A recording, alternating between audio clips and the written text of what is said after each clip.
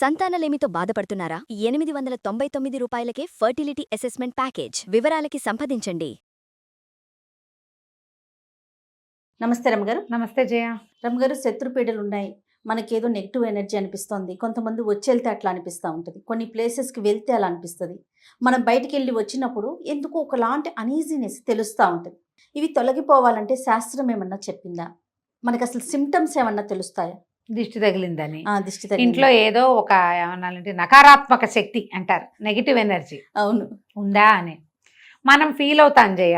ఎక్కడికైనా వెళ్ళాం ఓ ఫంక్షన్కి, తలకాయ నొప్పి వచ్చేస్తుంది. ఏమిటో శుభ్రంగా తింటాం, అదంతా ఏసీ హాలే, ఎందుకు తలనొప్పి వస్తుందో అర్థం కాదు. ఇదొకటి. అక్కడి నుంచి ఇంట్లో ఏమిటో నస, ఆ ప్లగ్ విరిగింది, అది బాగు చేయించాం. మిక్సీ చెడింది, ఇది బాగు చేయించాం. జార్ చేయి పడిపోయింది, చేయి తప్పి అది కాస్త విరిగింది. మిక్సీ కోసం ఓసారి బజార్ వెళితే మర్నాడు మళ్ళీ జార్ కోసం మళ్ళీ వెళ్లాల్సి వస్తుంది. కప్పులు పగిలిపోతాయి, ప్లాస్టిక్ సామాన్లు పగులుతాయి, ఎంతసేపు ఏదైనా చేయి జారి పడిపోతూ ఉంటుంది, పడిపోతాయి. తర్వాత ఏమో ఒట్టి పుణ్యానికి కొట్లాడుకుంటాం మనం, ఏముండదు మ్యాటర్. పిల్లలు ఏడుపు మొదలు పెట్టేసరికల్లా అక్కడ స్టార్ట్ చేసి మీ అమ్మ మీ నాన్న దాకా వెళ్ళిపోతాం మనం కొట్లాడుకుని. ఓకే, ఇంకా ఇలాంటివన్నీ జరుగుతాయి. బజార్ వెళ్తే ఎప్పుడు కారు వేసుకెళ్తామా, పార్కింగ్ దొరకదు చేయ. ఇంతమంది కార్లు పట్టాయి, మన కారు కూడా పట్టలేదు నిజంగా.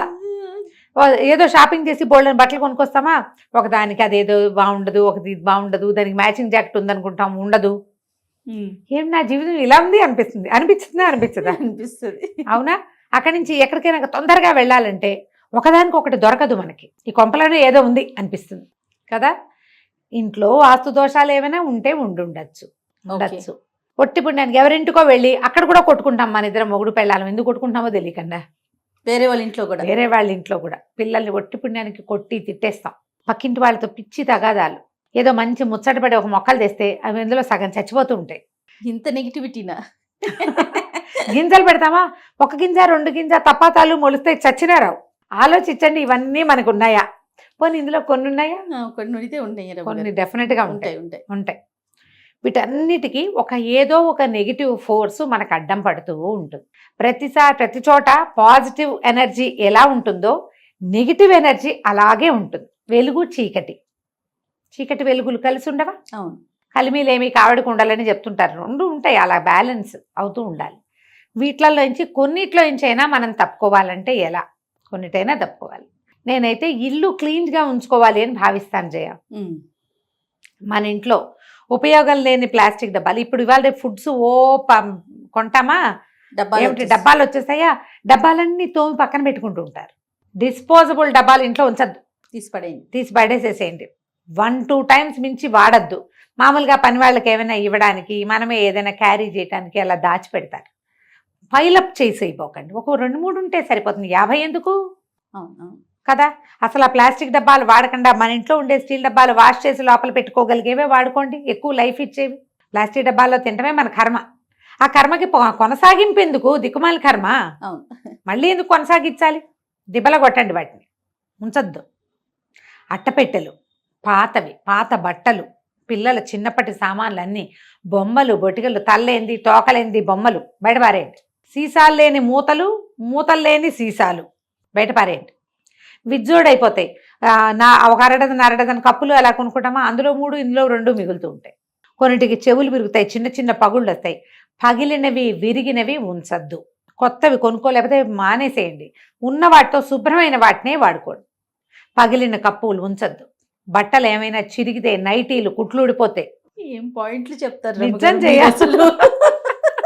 అవునా కాదా చెప్పు? అవన్నీ దరిద్రాలేనమ్మా మన కర్మకి. నిజంగా అవును. కుట్టేయండి దాన్ని కూర్చుని. చిరిగిన గుడ్డ కట్టుకోవద్దంటే ఎన్నని మానేసుకుంటారు జయ ఎవరైనా. ఊడిపోతే మనం కుట్టుకోవాలి. ఎక్కడైనా చిరిగితే ఎక్కడైనా కొంచెం చిరిగింది, దాన్ని డార్నింగ్ చేయించేయండి, రఫ్ చేయించేసేయండి. చిరిగిపోయిన దుప్పట్లు, పాత పడిపోయిన పిల్లో కవర్లు, పాత దిళ్ళు, ఇవన్నీ నెగిటివ్ సోర్సెస్ని పట్టుకుంటాయి. మంచాల కింద బోలెడని సామాన్లు పెడతారు, ఎప్పటికప్పుడు దులుపుకోండి. ఇప్పుడు మనకు అన్ని మంచాలు ఇవి వచ్చినాయి కదా, బాక్సులు. ఆ బాక్సులు నిండా సామాన్లే, ఉపయోగపడవు, చావు. సంవత్సరానికి ఒకసారి వాడుకునే రగ్గులు, ఊలెన్వి అవన్నీ అందులో పడేస్తాం. పాత బట్టలు అందులో చేరుస్తాం. ప్రతి 3-6 నెలలకి బీరువాలు మొత్తం దొర్లించి కిందకి. ఉపయోగపడదు అని అనుకున్న దాన్ని ఎవరికి ఉపయోగపడుతుందో వాళ్ళకి ఇచ్చి పారేయండి. అమ్మేయండి. లేకపోతే ఇప్పుడు పాత బట్టలు యూజ్డ్ క్లోత్స్ కొనేవాళ్ళు కూడా బోల్డ్ మంది వచ్చారు. అమ్మేయండి. పాత మిక్సీలు, పాత జార్లు. కొత్త మిక్సీ కొంటామా, పాత మిక్సీ ఎవరికి ఇవ్వం, అదో పక్కన ఉంటుంది అనాథ ప్రయత్నంలాగా. ఎందుకు, అనవసరం కదా, బయటపడేయండి దాన్ని, ఇచ్చేయండి ఎవరికైనా. పని మనిషి అయినా వాడుకుంటుంది కొన్నాళ్ళ పాటు, దానికి పాడైతే అది ఎవరికో ఇచ్చుకుంటుంది, లేదా అదే అమ్మేసుకుంటుంది అవతలకి. మీరు ఆలోచించండి. వెదురు బుట్టలు అవి కొనుక్కొస్తాను జయ, కొత్తల్లో భలే ముద్దుగా సరదాగా ఉంటాయి. కొన్నాళ్ళకి మాస్టి మొహాలు పడతాయి అవి, నువ్వు వాడవు పెట్టవు. అవును, వాటిని ఏదైనా రీసైక్లింగ్ చేసేస్తే చేసేయండి, ఇంకో పనికి వాడండి, లేకపోతే ఇచ్చేయటమే. పంపేయండి. ఇచ్చేయద్దు, పారేయమంటున్నాను, అనకుండా ఇలా చెప్తాను అంతే. ఓ అంతేనా. ఇక నువ్వు ఏదైనా సరే, ఇయర్ రింగ్స్, సైడ్ పిన్స్, ఈ మెల్లో పెట్టుకునేవి, పూసలు, పిల్లలవి వస్తువులు తయారు చేసేవి ఏమిటో అవి. మా ఇంట్లో అయితే జయ, మా వాడి క్విల్లింగ్ సామాన్లు, సిల్క్ థ్రెడ్ సామాన్లు, ఇంకేం నిట్టింగ్ సామాన్లు. అందులో కార్తీక్ బాగా చేస్తాడు కదా. చేసేవాడు వాడు, తాడు కాదు ఇప్పుడు, వాడు ఎప్పటి సంగతం. ఇక ఎప్పటికప్పుడు రంగులు, పేస్ట్లు, కలర్లు, గోడల మీద వేసేవి, పుస్తకాల మీద వేసేవి, పేపర్ల మీద వేసేవి, నగలు గోడల మీద వేసుకునేవి. ఇక ఎన్నో పడేటివేనా, ఆ పారేయటమే, ఇచ్చేయటమే. ఏమన్నా పిల్లలు, ఆడపిల్లలు వస్తే మా సరదాగా ఉందా చేసుకుంటావా అని ఎలా చేసుకోవాలో కాస్త 2-3 వాక్యాల్లో చెప్పి ఇచ్చేయి, మనమే నేర్పించి ఇచ్చేయటమే, పారేసుకోవటమే. ఇదే పని. పాత పుస్తకాలు, పాత అట్టపెట్టెలు, పాత చెక్క పెట్టెలు ఇంట్లో ఉంచకండి. తర్వాత ఇక్కడి నుంచి ఇది ఇల్లు చాలానే చేసాం. క్లటర్ కంట్రోల్ అంటారు, how to clean your clutter చూసి చేసేయండి. నెక్స్ట్, మిమ్మల్ని మీరు క్లటర్ కంట్రోల్ చేయండి. ఎలా? Positive, be positive. ఎప్పుడు మనం పాజిటివ్గానే ఉండాలి. నెగిటివ్ ఆలోచనలు వస్తూనే ఉంటాయి మనకి. ఎక్కడికైనా బయలుదేరుతాం, అక్కడ ఎట్లా ఉంటుందో అనుకోవద్దు, అన్నీ బాగుంటాయి అనుకోండి, ఆల్ ఈజ్ వెల్ అనుకొని వెళ్ళటం. ఏదైనా బాగోలేదు, చర్చర్లాడిపోవద్దు. నీకు చిరాకు పెరిగిందా, నెగిటివ్ ఫోర్స్ నీ మీద ఎక్కేసింది, చీరలాడొద్దు అని. ఇలాగే ఉంది ఇవాళ రేపు అన్ని చోట్ల. మనమేం దిగొచ్చామా, అందరిలాగానే మనకు కూడా వస్తుంది. ఇలాంటి ఆలోచన ధోరణి ఉండాలి. ఎక్కడి నుంచైనా బయట నుంచి వచ్చినప్పుడు ఇమ్మీడియట్గా కాళ్ళు కడుక్కోండి. ఇంట్లోకి రావటం ఏంటి, కాళ్ళు చేతుల మొహం కడిగేసేయాలి.